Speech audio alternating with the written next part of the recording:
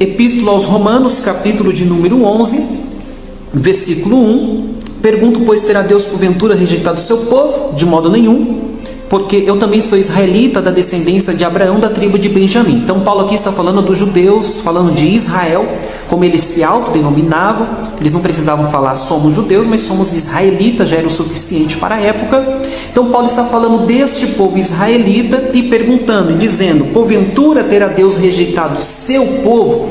Este seu povo é muito importante ser focado, porque temos que ter em mente que eles são um povo exclusivo de Deus, uma nação eleita por Deus, ok? Desde a sua raiz, desde as primeiras promessas. Então é um povo de Deus, qual nós já aprendemos nos capítulos anteriores que o é aquele que o é espiritualmente.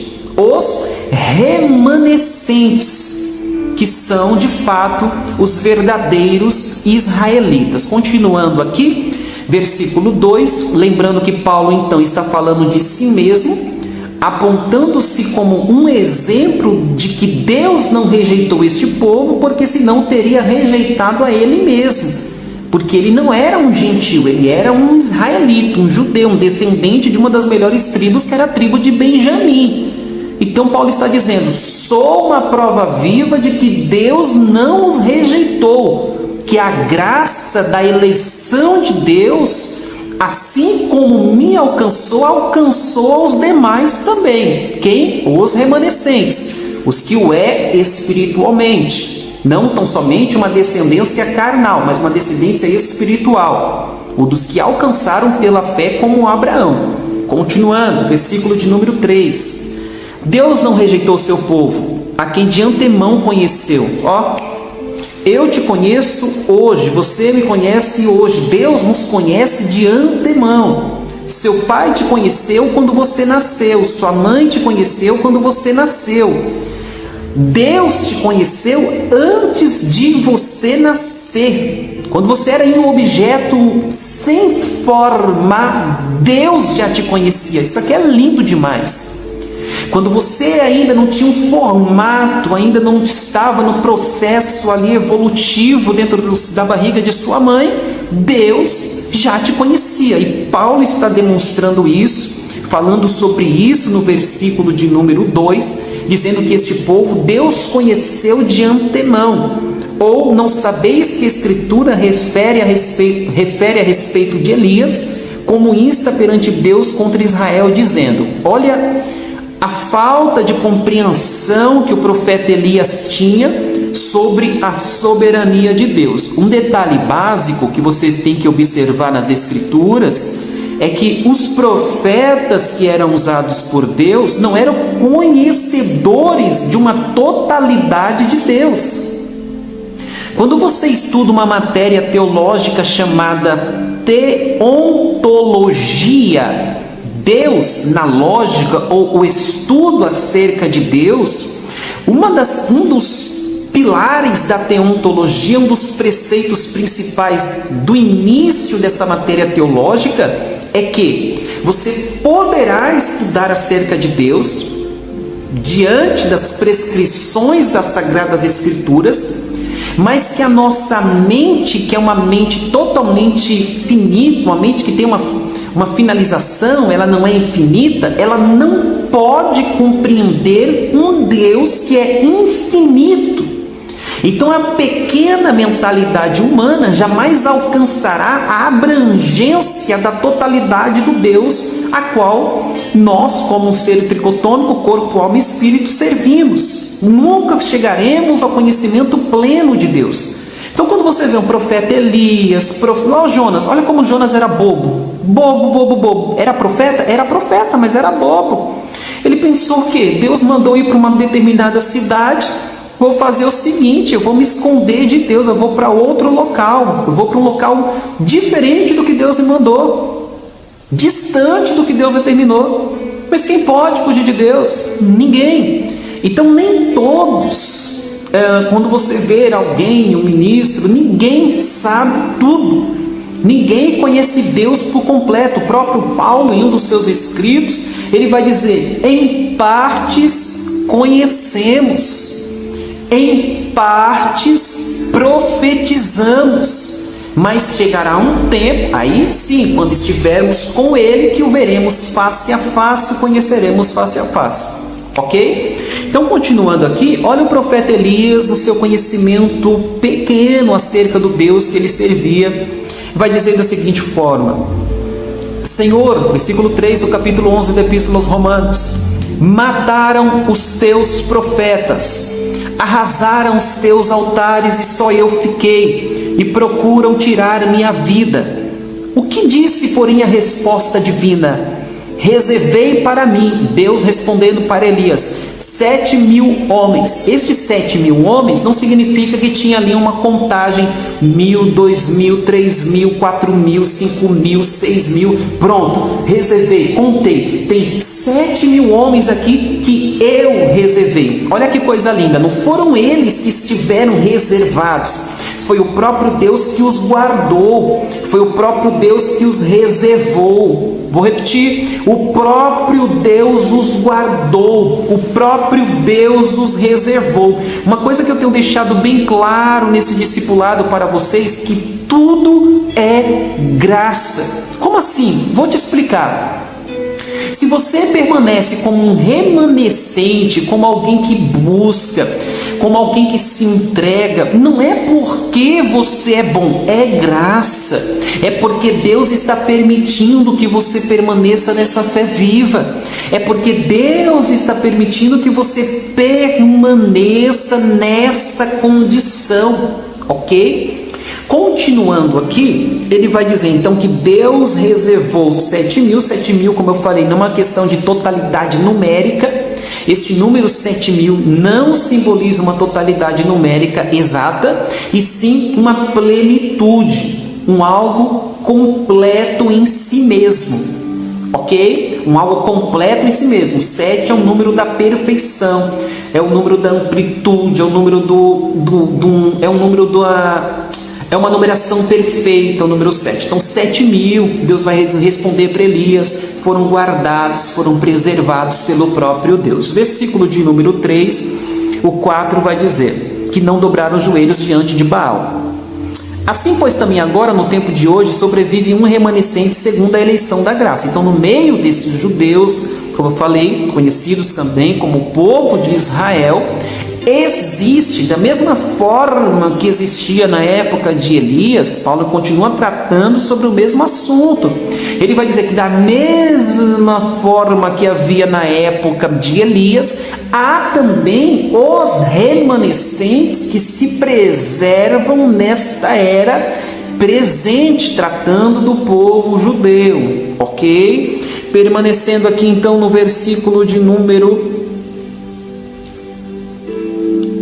segundo a eleição da graça, ou seja, mais uma vez aqui, por conta do favor imerecido de Deus. É Deus, a lógica básica é Deus que o sustenta. Não é o ser humano sustentando a si mesmo dentro desta base salvífica, e sim Deus, diante de sua eleição, sustentando o ser humano. Porque por nós mesmos não há sustentabilidade em fé alguma.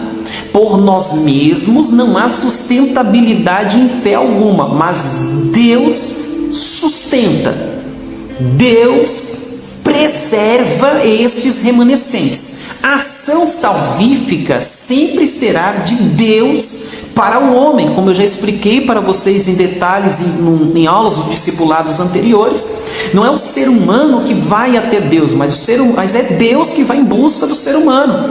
Ou seja, quando você diz fui a Cristo, na verdade quem foi a você foi o Espírito Santo, que te convenceu dos seus maus caminhos e te levou até a Cristo, que é o papel do Espírito Santo, um dos papéis do Espírito Santo, levar o ser humano a Cristo Jesus. Então não há mérito nenhum na salvação para o homem. Toda a salvação, todo o mérito da salvação vem da parte de Deus, que dá gratuitamente, ok? Permanecendo aqui então no versículo de número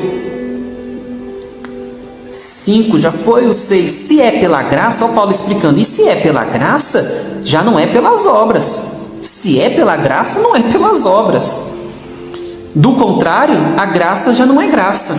Se eu precisasse fazer alguma coisa para ser salvo, não era graça, era trabalho, seria um pagamento para mim. Mas Deus, como Deus não me deve nada, Deus não me paga, Deus me concede. Eu devo a Deus o que? Devo minha vida, porque Ele deu a sua vida por mim na pessoa de Cristo. Agora, Deus não me deve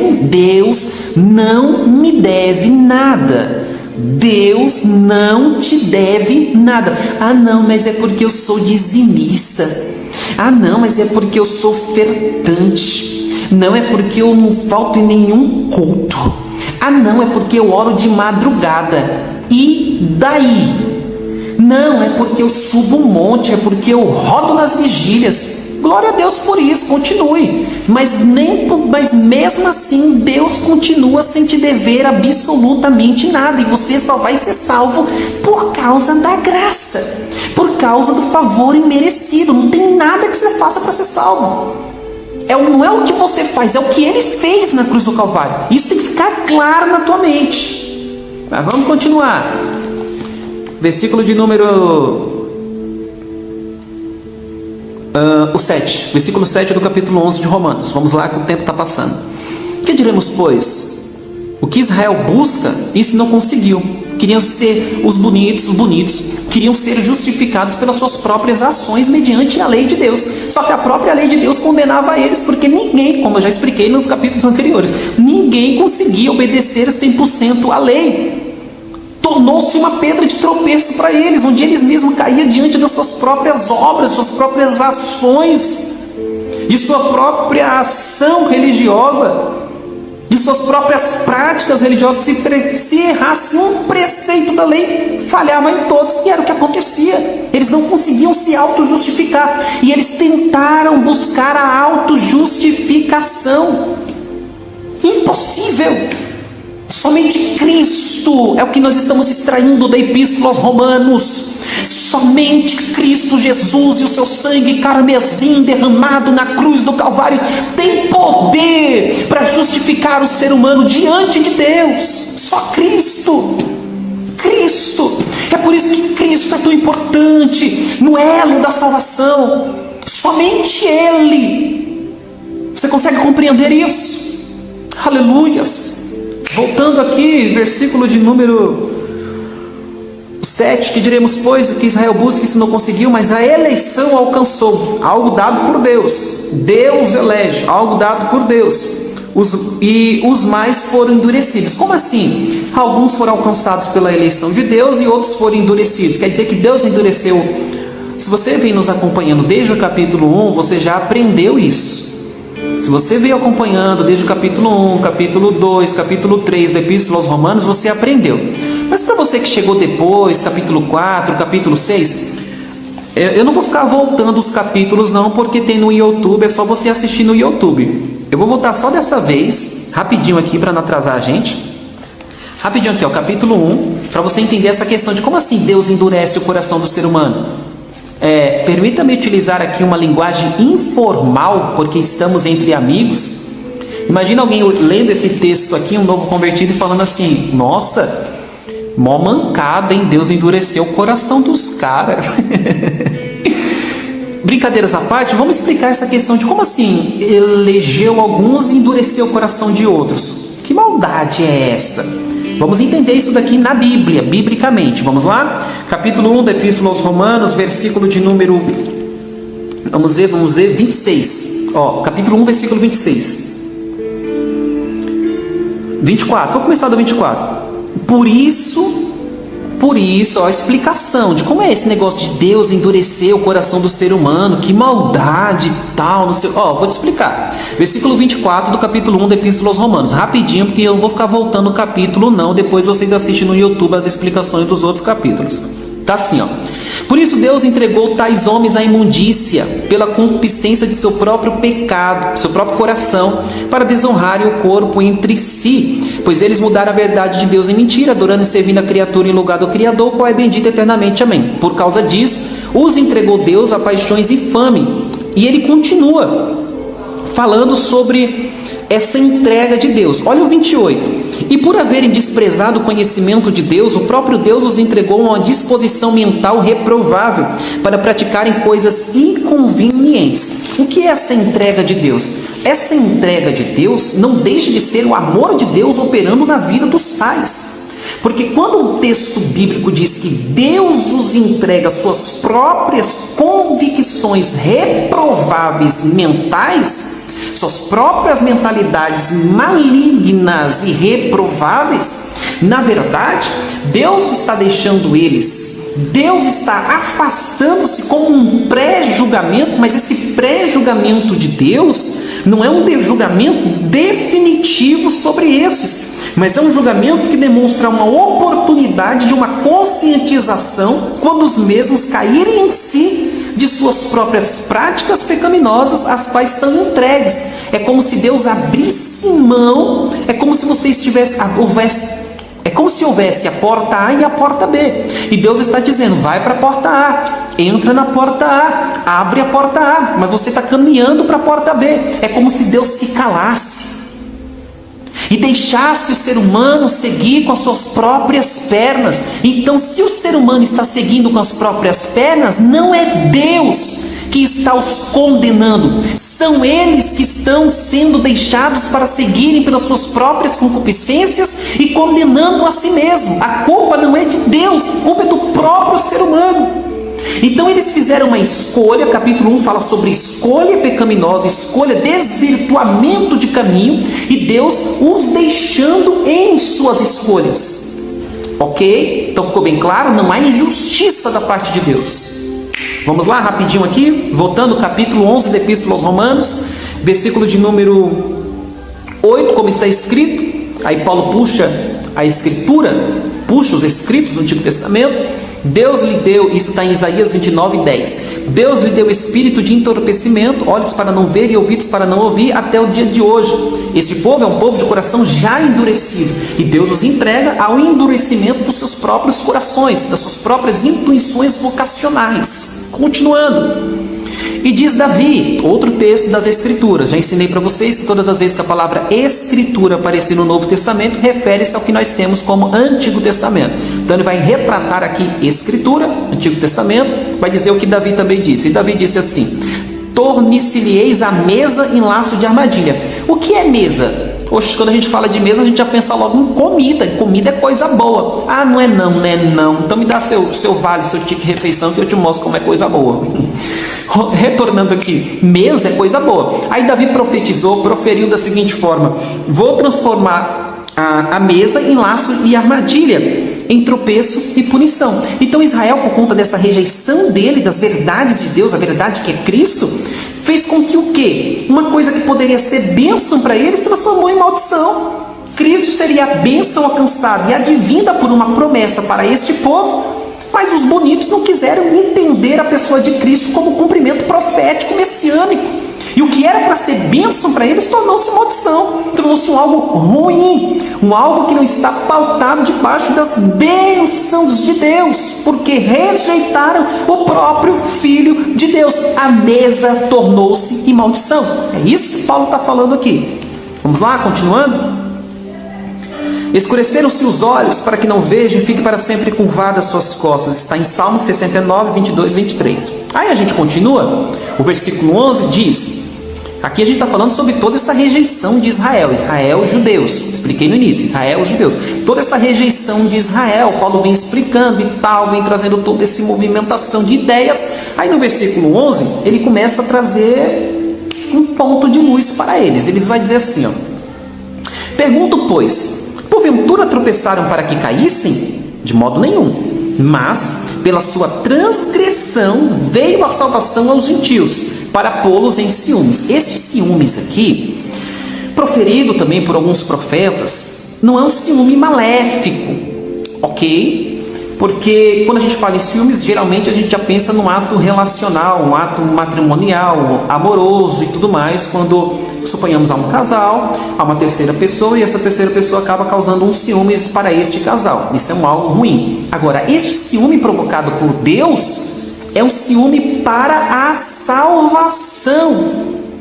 Imagina um povo eleito e escolhido, vendo um outro povo participando dessa escolha para a salvação. Este povo aqui que perdeu isso, olhando este povo com as beneplácitas bênçãos de Deus, ficaria com o quê? Com ciúme. Mas que tipo de ciúmes é esse? Vendo este povo provar das benéficas bênçãos de Deus, provocaria neste povo desejo, vontade. Que tipo de desejo? Que tipo de vontade?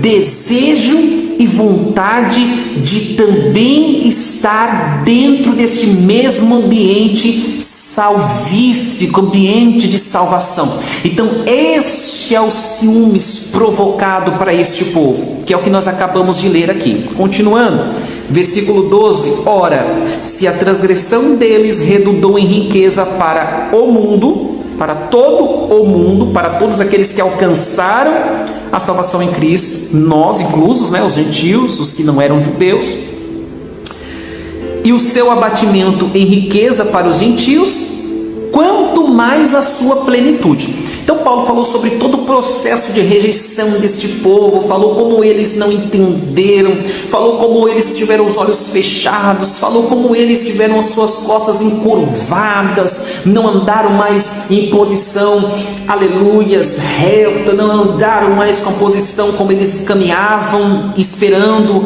a chegada do Messias, com toda aquela segurança, agora andam encurvados. Só que Paulo agora vai começar a falar, neste versículo de número 12, sobre a futura plenitude. Por quê? Porque se a queda deles no não entendimento do plano salvífico de Deus gerou a oportunidade para todo aquele que crê está em Cristo, Cristo gerador da salvação, se a queda gerou isso, imagina o que este povo gerará em sua plenitude. Paulo acabou de dizer isso daqui. Aí no versículo 13 ele diz assim: dirijo-me a vós outros que sois gentios. Então ele sai agora dos israelitas, dos judeus, e diz: agora eu dirijo-me a vocês que são gentios, como se fosse a nós aqui. Visto, pois, que sou apóstolo dos gentios, apóstolo enviado, a palavra apóstolo, como eu já expliquei, significa enviado. Visto que sou enviado aos gentios, enviado por quem? Pelo próprio Deus. Deus enviou o apóstolo Paulo para essa missão específica na época. Glorifico o meu ministério para ver se de algum modo posso incitar a emulação do meu povo e salvar alguns deles. Ou seja, essa salvação chegando aos gentios, lembra do ciúmes provocado? Paulo diz assim: eu glorifico este ministério. Eu glorifico por quê? Porque alguns capítulos anteriores nós lemos e aprendemos que o desejo de Paulo era que eles fossem salvos, que os judeus, os próprios irmãos dele fossem salvos, alcançassem salvação em Cristo, entendessem a pessoa de Cristo, recebessem a pessoa de Cristo, entendessem que ele era o Cristo, o ungido, o Messias, o enviado. Paulo disse: se fosse possível, até mesmo preferia ser considerado anátema, para que eles recebessem, para que eles crescem. Aí aqui Paulo está dizendo: eu glorifico o meu ministério, porque eu fui enviado aos gentios, para ver se de algum modo posso incitar a emulação do meu povo e salvar algum deles. Para ver se pelo menos assim, ele vendo os gentios adentrando essa fé salvífica, para ver se pelo menos dessa forma eles também cheguem, se aproximem, creiam. Versículo 15, e você percebe que a chamada de Paulo é para a salvação. O desejo de Paulo é ver pessoas salvas, a vontade de Paulo é ver pessoas adentrando a salvação em Cristo. Quando você vê alguém falando sobre ministério, se não tiver nada acerca de salvação de vida, salvação de almas, ai Jesus amado, tem coisa que a gente estuda, mas tem coisa que o Espírito Santo fala na hora e eu vou falar. Escuta, ministério, meninada, era bom que uma meninada pregadora tivesse por aqui, essas meninas pregadoras, esses meninos pregadores. Ministério não é agenda, ministério é serviço, ministério não é ser visto, ministério é servir, serviço, labuta. Se vocês saíssem um pouquinho do YouTube, parassem de assistir Camila Barros para pregar depois a mesma mensagem, parassem de assistir Marco Feliciano para depois pregar a mesma mensagem, parassem de assistir, eu estou por fora um pouco dos pregadores atuais, mas vamos lá, esses pregadores que o povo gosta de assistir, se vocês parassem de assistir esses pregadores para copiar as mensagens deles e pregar, vocês entenderiam o que é servir o reino, o que é servir biblicamente a igreja. Servir biblicamente a igreja não é servir a si mesmo, ao próprio ego, à própria vontade, ao próprio desejo. Não, ser um ministro do evangelho é ter este sentimento que o apóstolo Paulo tinha. Paulo não estava preocupado se ele iria viajar, se a agenda dele para pregar estaria lotada, até porque púlpito para Paulo não era necessário. O púlpito de Paulo era o coração de alguém disponível a ouvir as verdades do evangelho de Cristo Jesus. Troque o seu púlpito de madeira por um púlpito vivo. Seres humanos são a nossa audiência. Não dependemos de templos, não dependemos de microfone, dependemos de cumprir o desejo de Deus para toda a humanidade. Ide por todo o mundo e pregai o evangelho. Receba que é de graça, continuando o versículo de número 15. Porque se o fato de terem sido eles rejeitados trouxe reconciliação ao mundo, que será o seu restabelecimento. Aqui ele está falando sobre o fato futuro aos gentios, ok? Ele está falando aos gentios sobre o futuro de Israel, o fato futuro quando eles estiverem em sua plenitude, restabelecimento do reino. Aí ele vai dizer assim: porque se de fato de terem sido rejeitados trouxe reconciliação ao mundo, que será o seu restabelecimento, senão vida dentre os mortos? E se forem santas primícias da massa, igualmente o será a sua totalidade. Se for santa raiz, também o serão o ramo. Se porém algum dos ramos forem quebrados, e foram quebrados, lembra? Rejeitados. Se porém os ramos foram quebrados, e tu sendo oliveira brava, a gente, os gentios, oliveira brava, nós, Paulo está falando da gente aqui, foste enxertada. A gente não estava lá, nós somos enxertados. Lembra de João? O Evangelho segundo escreveu João. Veio para os que eram seus, os israelitas, os judeus, veio para o que era seu, mas os seus não receberam, mas todos quanto receberam, deu-se-lhes o direito de serem chamados filhos de Deus.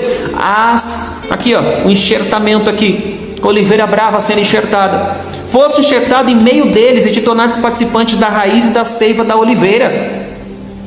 É deles a raiz. Qual é a raiz? Raiz, a promessa. Começou lá em Abraão, raiz abraâmica.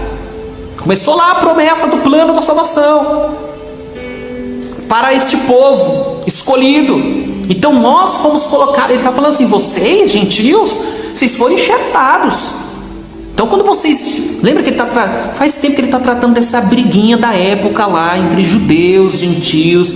Havia os judeus messiânicos, havia os que vieram do paganismo, os cristãos convertidos a Cristo, mas que vieram do paganismo, que não participaram. Isso aqui deu uma briga, irmão. Depois a gente vai estudar a Epístola aos Coríntios, e eu sempre falo para vocês, quando vocês ouvirem alguém, pregador, dizendo: porque essa geração é a pior geração de todos os tempos, convida esse camarada a estudar a história do cristianismo. Pede para ele dar só uma passadinha ali no período conhecido como a Era das Trevas. Só ali já tá bom já. Não precisa nem gastar muito tempo estudando não. Pede para ele estudar só a Era das Trevas, para ele parar de falar besteira, parar de falar bobagem, pregar a Bíblia, falar da Bíblia e não baboseira para tantas pessoas ouvirem. Essa não é a pior geração de todos os tempos. Todas as gerações foram as piores de todos os tempos, porque o ser humano nunca prestou. O ser humano sempre foi digno do inferno. Vou repetir: o ser humano sempre foi digno do inferno. Nenhuma geração prestou, nenhuma geração foi boa. Toda geração tem um preço, tem um pedaço na cruz do Calvário. Toda geração, todo ser humano, eu, você, todo mundo tem um pedaço na cruz do Calvário. Então esse papo de que essa é a pior geração de todos os tempos é de gente que não estuda. Não precisa nem estudar a história do cristianismo, é só estudar a Bíblia. Pega ali a igreja de Corinto, uma igreja cheia de poder espiritual, para você ver que o povo de lá já não prestava. Por quê? Porque era humano. Todos pecaram e carecem das misericórdias de Deus. E acabou. A não ser que me prove biblicamente o contrário. Continuando, vamos lá, versículo de número 15. Porque não todos se reconhecem ao amor. Tá. Aí ele vai continuar falando pra gente, os gentios. Versículo de número 18. Não te glories contra os ramos. Você que foi enxertado, você vai se gloriar contra eles. Ó Paulo quebrando a inimizade. Não se glorie contra os ramos, porém se te gloriares, sabe que não és tu que sustenta a raiz, mas a raiz a ti. Pega. 19. Dirás, pois, alguns ramos foram quebrados para que eu fosse enxertado. 20. Bem, pela sua incredulidade foram quebrados. Os ramos que foram quebrados foi por causa da incredulidade deles, por não crerem. Tu, gentio, tu, porém, mediante a fé estáis firmes. Glória a Deus. Os caras forem, permita-me utilizar uma linguagem informal aqui, porque estamos entre amigos novamente. Deixa eu ficar à vontade, que eu estou dentro da minha casa. Não querem, então sai fora. Vamos lá. Beleza. Os caras foram incrédulos. E por causa da incredulidade dos caras, a gente foi enxertado na oliveira verdadeira, que é o Senhor e Salvador, o nosso Senhor e Salvador Jesus Cristo. Isso não dá um certo orgulho pra gente? Tipo assim, mediante a fé em Cristo, nós fomos enxertados. Eles, incrédulos, carnudos, friboi, por causa da incredulidade, eles foram quebrados, eu fui enxertado. Isso pode gerar orgulho. Sou salvo. Eles não. Estou enxertado. Eles estão quebrados.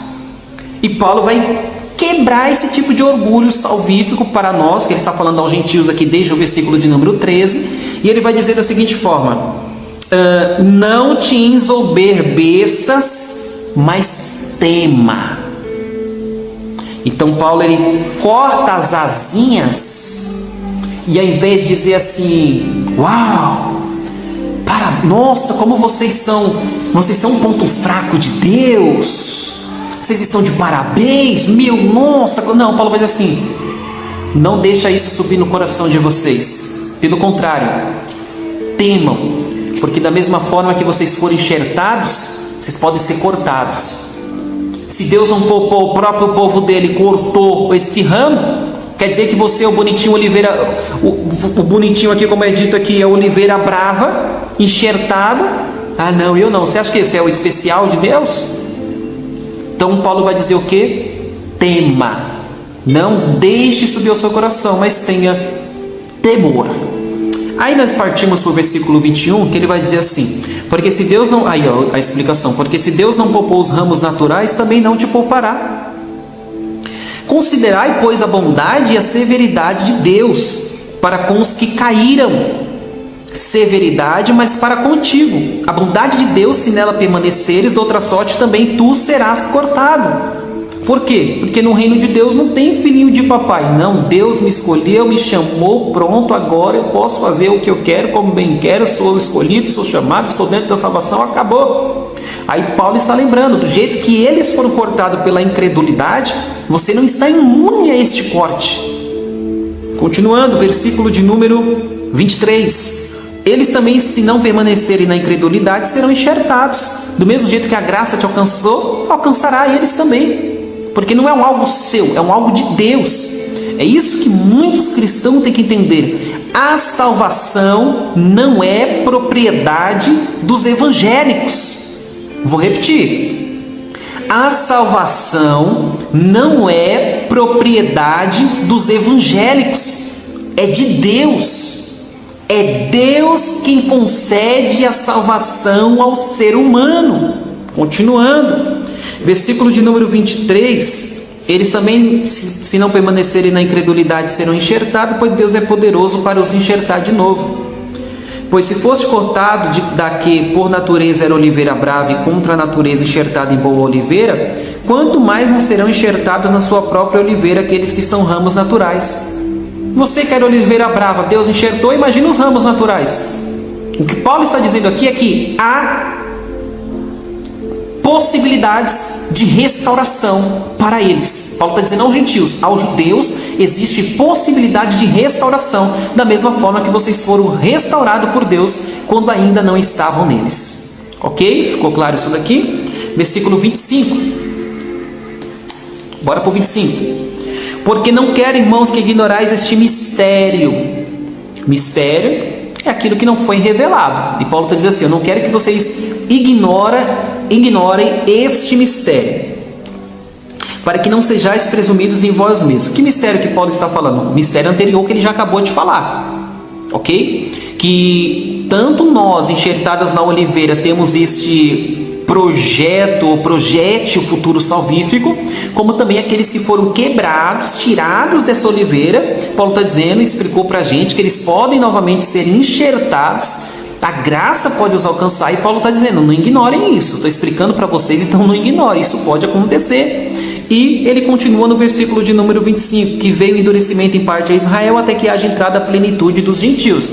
Aqui é uma discussão muito grande no mundo acadêmico, no mundo teológico, sobre quando seria essa plenitude dos gentios. Se pré-arrebatamento ou pós-arrebatamento. Aí entra uma disputa teológica sobre o dispensacionalismo ou o não dispensacionalismo. Sou dispensacionalista, mas não quero impor nada a vocês. Apesar de ser dispensacionalista, crer nas dispensações. A plenitude dos gentios seria o arrebatamento da igreja. Pré-tribulacionismo, sou pré-tribulacionista, então não quero entrar nesses detalhes, nessas questões, porque vai muito de cunho pessoal de cada um, estudo pessoal de cada um, deixo a mercê de vocês mesmos, ok? Então, continuando aqui, versículo de número 26, e assim todo Israel será salvo, como está escrito, virá de Sião o libertador, e ele apartará de Jacó as impiedades, esta é a minha aliança com eles, quando eu tirar os seus pecados. Então, Paulo está novamente tratando sobre a glória futura de Israel, sobre a restauração futura de Israel, sobre a renovação futura de Israel, falando aos gentios, explicando para eles. 27. Essa é minha aliança com eles quando eu tirar os seus pecados. Quanto ao Evangelho, 28. Quanto ao Evangelho, as boas novas de Cristo, são eles inimigos por vossa causa. Quanto, porém, à eleição, amados por causa dos patriarcas. Quanto ao Evangelho, são eles inimigos por vossa causa. Quanto, porém, à eleição, amados por causa dos patriarcas. Lembra que eu falei dos problemas que havia entre os gentios e os judeus logo no início da igreja? Pós-arrebatamento de Cristo, pós-ressurreição de Cristo, houve um embate muito grande entre os judeus e os gentios, e aqui Paulo lembra isso quando diz que eles são inimigos por vossa causa, falando sobre os gentios dentro dessa fé salvífica. E quanto, porém, à eleição, amados por causa dos patriarcas, eleitos, separados por Deus, povo de Deus, desde os patriarcas. Porque os dons e a vocação de Deus são irrevogáveis. Então, não é por conta do que eles fizeram, mas por conta da aliança que Deus fez. Os dons de Deus são irrevogáveis. Porque assim como vós também outrora foste desobedientes a Deus, mas agora alcançaste misericórdia à vista da desobediência deles, do mesmo jeito que vocês alcançaram a misericórdia de Deus, assim também estes agora foram desobedientes, para que igualmente eles alcancem misericórdia à vista da que vos foi concedida. Paulo dizendo, a mesma graça que alcançou vocês há de os alcançar.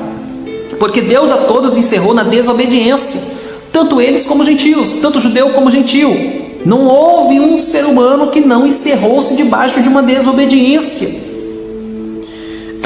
Porque Deus a todos encerrou na desobediência, a fim de usar de misericórdia para com todos, deixando bem claro, salvos pela graça, alcançados pela graça, alcançados pelo amor de Deus, alcançados pela misericórdia de Deus. Eu já estou bem cansado já, nem sei quanto tempo já deu isso daqui, mas a gente vai finalizar aqui o versículo 33, depois de Paulo dizer tudo isso, capítulo 9, capítulo 10, capítulo 11, esse peso de explicação toda, ele chega aqui no ponto máximo, onde ele tem que exaltar a Deus, que é soberano, e ele vai dizer, ó profundidade da riqueza, olha esse cântico, tanto da sabedoria como do conhecimento de Deus, quão insondáveis são os seus juízos, e quão inescrutáveis são os seus caminhos. Quem conheceu a mente do Senhor, ou quem foi seu conselheiro? Quem primeiro deu a ele para que ele venha a ser restituído? Porque dele e por meio dele, para ele são todas as coisas. A ele, pois, a glória eternamente. Amém. Então Paulo encerra aqui essa série no capítulo 11 até aqui, de explicações acerca da salvação em Cristo.